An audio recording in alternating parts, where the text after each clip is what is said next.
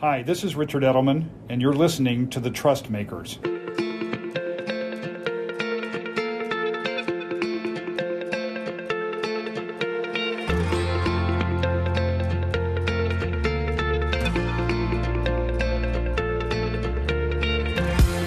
Hi, I'm Justin Blake, Executive Director of the Edelman Trust Institute. I'm joined by Roy Bahat, the head of Bloomberg Beta, a venture capital firm backed by Bloomberg LP, which is focused on understanding the profound changes in the way business works. Throughout his career, Roy has held a variety of positions, ranging from consulting to co-founding businesses to government. All of them have had a through line of focusing on the future of work. I'm looking forward to unpacking the findings from our recent Trust Barometer report on trust at work with Roy. Roy, welcome to the Trust Makers. Thank you. So Roy, as I said in the introduction, you've worked across a variety of institutions, from nonprofits to city government to media, academia, and investing. And you've said that the thread tying all of your career moves together was a desire to make work better. How did you become so interested in the future of work? It's been fun seeing our paths intersect across some of those episodes. So I started out being interested in how people could just participate in our economy and society. I ran a small nonprofit when I was in college. I became interested in the role of philanthropy and philanthropic donors and how the media influenced them, ... And from place to place where I went to work, what I realized is people were suffering from one of two things. Some people suffered from inability to get enough work or get the work they wanted. And, we've all been at times in our career in places like that. When I left city government and was trying to make my way back into the media business, it took me almost a year and 100 interviews before I could figure out how to work. And it's just like, I think I have something to offer here, but somehow this efficient job market does not seem to be functioning the way it is. So and I was in a very privileged place because I wasn't worried about paying rent. I had some consulting projects, so let alone somebody who couldn't do that. So that's one category, is people suffering from not enough work. The other category is people suffering from work, which is to say all our colleagues who we know, particularly at the earliest stages of their career, who take jobs and are like, wow, this just seems crappy in one way or another. And so I thought work is the thing that we do with more of our waking hours than anything else. In the US, at least, it is central to our identities as individuals. What do you do for a living, for better and for worse? I'm not saying that's a good thing. And it seemed to produce a lot of misery. And so my kind of high level idea when we started this venture capital firm, Bloomberg Beta, was sure seems like work ought to get better. It sure seems like technology has made our lives outside of work much better. How we were shopping, how we were connecting with friends. And it only stood to reason that technology ought to also make our work lives better. So that was the idea. So does Bloomberg Beta focus on both the not enough work part of the equation and people suffering from work, or purely the people suffering from work? It's both. Technology is not the only tool, of course, that we can use to get at these issues. And I've spent some time in government and in civil society and academia. But I do think it's the fastest tool. And that's why I focus on it. And I was struck in the Trust Barometer report that tech is one of the most trusted industries still at, I think it was 76% trust. And that to me is more evidence of the fact that in addition to going fast, that there's readiness and willingness. People broadly, despite all the risks of technology, people seem interested in having more technology in their lives so their lives are better. Another finding of the Trust Barometer, including in the recent Trust at Work study, is people trust my employer more than they trust other institutions. Why do you think it is that people trust their own employer more than other institutions? It's a great finding, and one that I'm really curious about.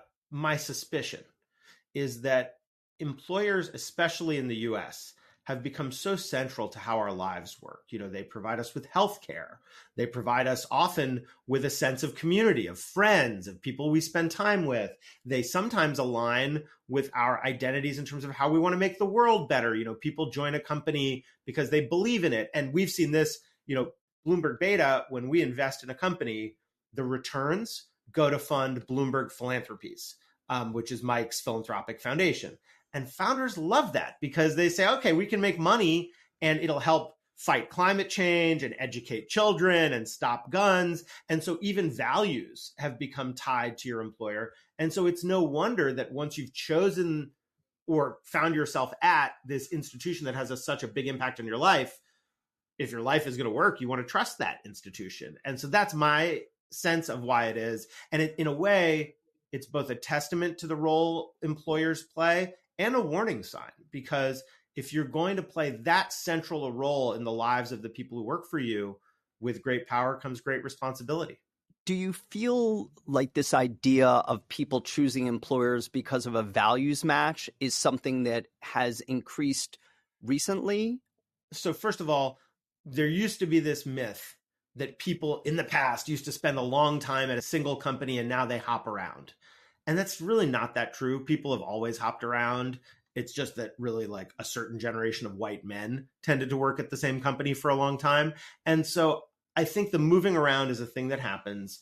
I think it's a privilege to get to choose your employer based on values alignment. You know, a lot of people have to choose based on things like commuting distance or pay or just ability to get a job somewhere. I mean, when I went to News Corp, I didn't have a ton of other offers. I mean, I'm grateful that I got to go to News Corp, but it wasn't because of values alignment. So I think that said, I do think what's changed is that many employers have made their values a more central part of their outward facing brand. And so we've seen employers who will say what they do to take on climate change, or, you know, we saw in the wake of Black Lives Matter, so many employers declaring their stance on fighting racism. And given that, I do think that the values for the people who have the ability to make the choice, the values of the employer have become a much more central thing. And, you know, some of it is like, what do you do on social and political issues? Some of it just strikes me as the very fundamental, and you know this better than I do about what creates trust. But some of it just strikes me as very fundamental, which is, do they do the things they say they're going to do? Are they consistent? Do they avoid unethical behavior? That kind of stuff does seem to me to be very important. Have you seen major shifts in the role of the workplace, particularly coming out of COVID and return to office? Yes. I mean, we had COVID and we have had all these societal upheavals, you know, extremists in office and threats to our democracy and, you know, conflict overseas. And so I think that the big change from my perspective is there used to be a received wisdom about, you know, work is just work. You don't bring your whole self to work. You're not there to talk about your political views. And then as employers started encouraging employees or talent, it's not always employees, contractors too, to bring their whole self to work, all of a sudden we have this terrain that is now contested over what's appropriate and what's not. And how do you advise leadership teams at this moment on how to navigate this terrain? There's no clear answer. I think this is we're figuring it all out together. I do this occasional series on LinkedIn called This Is Not Advice, where we ask sort of Dear Abby, but for work, where we ask people questions about how to navigate these issues. And we've asked about these social and political issues. Here's the only thing I know for sure is that the wrong way to handle it is to think about any of these issues in isolation, which is to say, what should our stance be on climate change? The right way to handle it is to think, what is our overall approach as an employer to what stances we take and don't take? Where do we engage in the world? And, you know, stakeholder thinking is the best way to think about that, I think. What do our customers care about? What do the government entities we need to work with care about? What do our employees care about? And how responsive do we want to be? So developing, even if it's a simple framework, some holistic framework seems really essential to me. And the companies that do that will have a basis for saying, here's why we didn't take a stance on this issue. Here's why we believe our benefits package aligns with what our social beliefs are. You know, all these choices are deeply interrelated, and you need a framework. That's certainly the advice we would give on that as well. One of the other topics that you are very outspoken on and write about a lot is AI. And in fact, thank you very much, came to the Edelman Trust Summit that we did over the summer and had some very interesting words about AI. So I wanted to get into that topic with you. One of the themes when you write and talk about AI is about bringing the right voices into that conversation, whether that be labor unions, civil society, other voices. Why is that so essential? We've been at the AI game for a while. So our venture firm was, as far as we know, the first VC firm to focus on investing in AI. We've been doing it since 2014. And, one of the reasons it's essential to bring these voices in is because unlike trust and technology generally, as a society, we're still figuring out how to engage with AI. I mean, I noticed that only 30% of people in the trust barometer embrace AI. That seems like a huge contrast to how many of them trust the tech industry generally. And I think the reason for that is strange things are scary, period, full stop. Even if they're great, strange things are scary, and AI is very strange. And so if we want what I want, which is an accelerated pace of technology adoption, while it has a good effect, then there's no solution but to incorporate the perspectives of those who are most affected.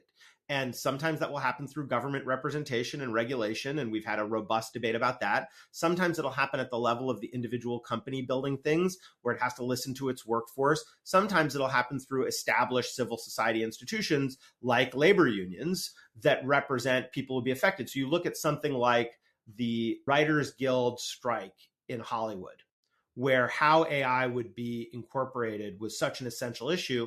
And they came up with a bunch of novel ideas of what to do.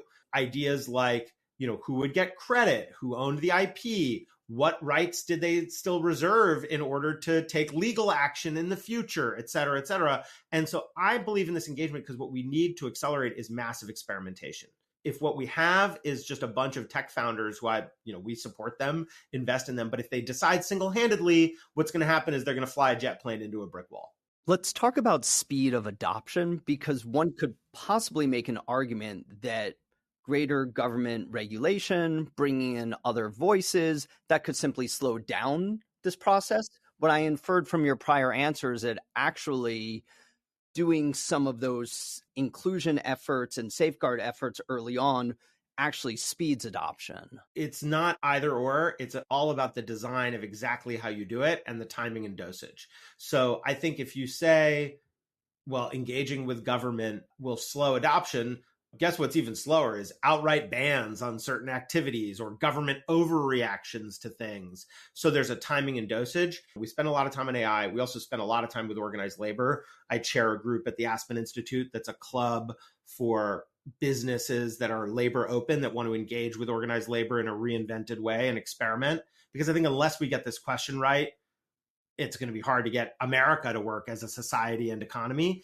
And the evidence from plenty of other industries is if you have an effective structure for incorporating, say, the perspective of workers, you can actually speed up adoption. Doesn't guaranteed happen. You can also slow it down. We see, for example, right now, there's a strike at the ports in the US, some of the ports, where they're calling for a ban on automation, which apparently may already be in their contract. And I think strikes me as not a great thing to have a ban on automation. But you got to figure out what is the right timing and dosage for it. And, the last thing I'll just say is that as a CEO, which I used to be, how do you roll out new technology? You'd usually do it through, I guess I'd call it incremental guesswork. All right, we want to have this new software. Let me ask a handful of employees who kind of are sort of representative, and then I'll roll it out to a few people. I'll see how they respond. Then I'll roll it out to everybody else. It would have been awesome and arguably faster for me to get to go to a duly elected Democratic representative of my workforce and say, guys, we're going to be rolling out, folks, we're going to be rolling out this new CRM or bonus system. We did a new bonus system when I was a CEO. I would like you to represent the employees and let's figure out together how this should look. And then once it rolls out, if the employees grumble, I'd be like, you go talk to your own elected representative. We work this out with them. So I think there are ways that these structures, if you get in the habit of using them, can speed things up. I've known you for a while and you've been interested in the role and importance of unions really since we've had these conversations together. I'm curious how much you've seen from the business side in terms of an evolution of willingness, non-willingness to engage labor around some of these topics? Yeah. So first of all, I think that the idea that unions and labor are synonymous is not true. So unions are a particular kind of institution. They're an important kind of institution in America and around the world. But unions are not the only form of labor organization. So in tech, we saw efforts like the Google walkout that was an ad hoc effort organized against issues around mediation for sexual harassment and other employee issues. And my attitude is that business leaders have always dealt with what their workforce wants. It's just that they don't have the muscle of having done it when workers are organized. And arguably that is much better for them. And I think as unions have been in the news more, both because Americans' approval of unions is now at an all-time high, according to Gallup longitudinal polling, as high as it's been, maybe not all time, but since the late 60s or something like that, because of high profile campaigns at companies like Starbucks and Apple. Many employers are now grappling with, well, maybe I'll have to face this. And that's causing them to think, the thing we advise them to do is to think as if my workforce were organized, how would I engage with them? And I think that we're now seeing greater openness to experimentation and everything from things that lots of employers have, like employee resource groups, where, okay, there's a group of all the employees with a certain identity affiliation, and I want to have dialogue with them, to some more aggressive experiments. One of my favorites is worker elected board representatives. So that's not a union necessarily, but it is a labor organization. And imagine having that worker's perspective in the boardroom. So in some ways, this could solve for one of the findings from our Trust at Work study, which is that there's a real divide between associates and executives on AI implementation. Associates are much less likely to feel control over introduction of AI into the workplace.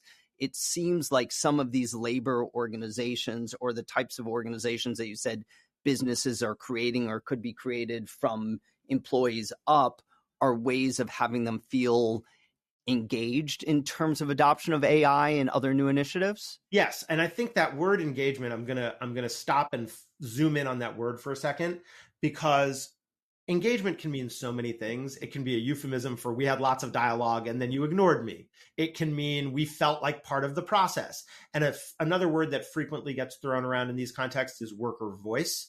And when executives talk about worker voice, what they sometimes mean is I surveyed everybody, or I looked at the data of what software they used, and then I decided what the right thing is to do. And I think the more important word to think about is power. To what extent, as business leaders, do we believe that our workforces deserve power over some of these choices? And if they do deserve power, or maybe sometimes they'll just take it, whether we think they deserve it or not, what are the best ways to engage? And my view is that it's hard in the long run for people to feel good unless they have agency over what is happening to them, and that means power.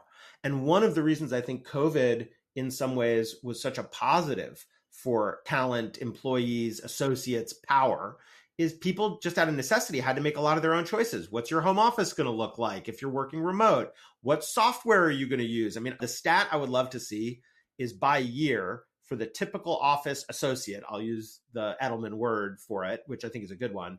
How many new pieces of software did they use that year by year? And my guess is 2020, 2021, it shot through the roof. And that meant that a lot more people were taking power over what the tools would be that they would use.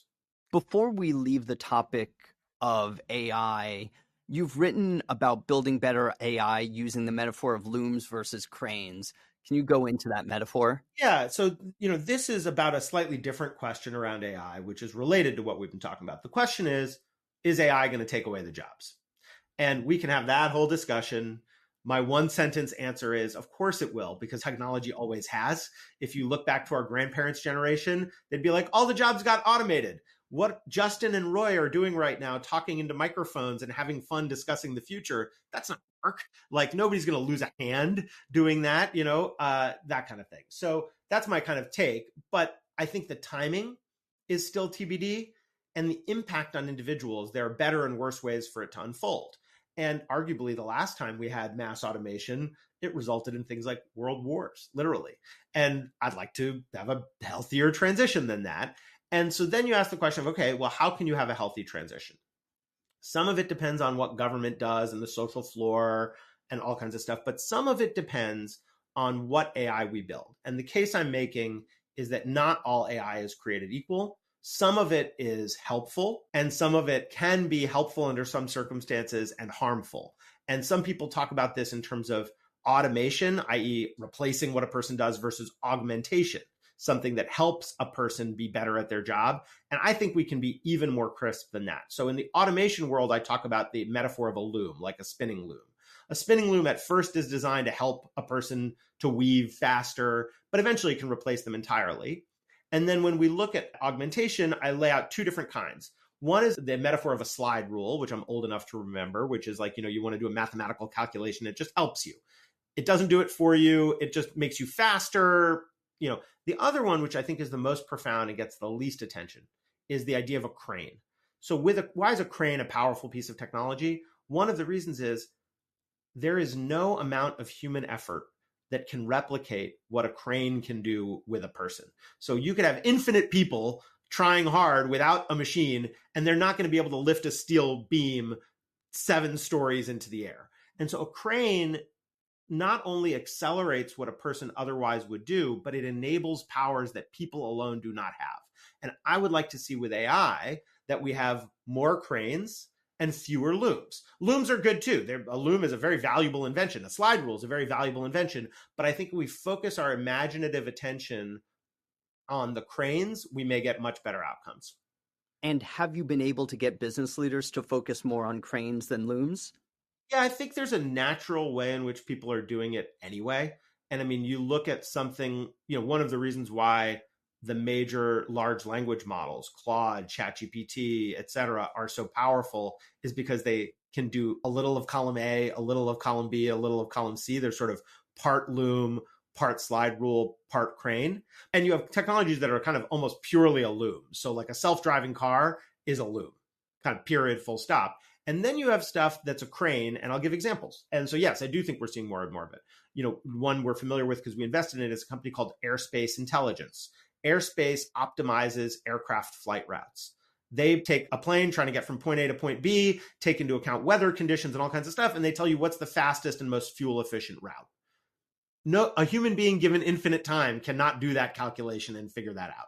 And so that's one example. We'll see, in robotics, we'll see plenty of other examples. And, in a way, it's a call to business leaders, but in a way, really, I think that the attention here is more on the creators. So that's academic research, startup founders. Yes, there are going to be some people inside of companies who do this stuff, but for the most part, I think it's going to happen outside of the big companies. There's one more finding from our Trust at Work study I want to ask you about. We find that associates and executives are divided based on economic optimism. Executives are much more likely to think that their families will be better off in 5 years, which also leads them to be more trusting of institutions. And just to be clear, the gap between executives and associates around economic optimism is higher than the gap between rich and poor and economic optimism. So it really has to do very much with job level. Why do you think there is a strong connection between economic optimism and trust? I'll go back to the exact same thing as before, which is power. If you feel like you have agency over where something will go, it's a lot easier to be confident in it. Whereas if you feel like you're sitting in the back seat and somebody else is driving the car, it's a lot scarier. And so I think that to me is the core reason for the confidence difference, which I thought was a fascinating finding. But I don't know. I'm not sure if that's why it is, but that's my simple way of looking at it. In closing, can you give a tip to the business leaders who are listening to this podcast on a way that you can give power to your employee base? I think the right question to me is each workplace is different, each business is different. What form of power might they want? And they may not yet be fully able to express that because people just haven't thought that way. But that's where the exploration starts. And so what's right for a retail business and what's right for a small tech startup is going to be wildly different. But I'll give you some examples of things that I think can be powerful. One is choice over tools. For an office-based company, we invested in a firm called Replit that provides programming assistance. If people want to write their own software, Replit is the kind of tool that can allow people to do that. Or experimenting with whatever other tools they want. Okay, we know we want you to use Zoom, but actually you think this other tool is better. Can you figure out some environment for experimentation? Some of it may be over the things that most affect them. So at the New York Times, the labor union decides healthcare benefits. They don't decide the level of reimbursement. That's negotiated, meaning like the premium contribution from the employer. But as a CEO, I would have loved that. I didn't want to figure out what form of health insurance my own employees should have. I would love for them to figure it out for themselves. I just wanted them to be happy and healthy and manage the cost in a responsible way. And then, as I've said, in some companies, it may be board decisions, what they call in Europe co-determination. And so it really varies, and there's a menu of options. And I just invite people, reach out. I'm easy to find, because one of the things we love doing with business leaders is figuring out what is the right path for them to share power with their employees. Roy, that's a great note to end on. It's always such a pleasure to chat with you. And to our listeners, thank you for listening to The Trust Makers. Thank you for tuning into The Trust Makers, an Edelman podcast in partnership with Advertising Week, where we speak with leaders and other trust builders across institutions. See you next time.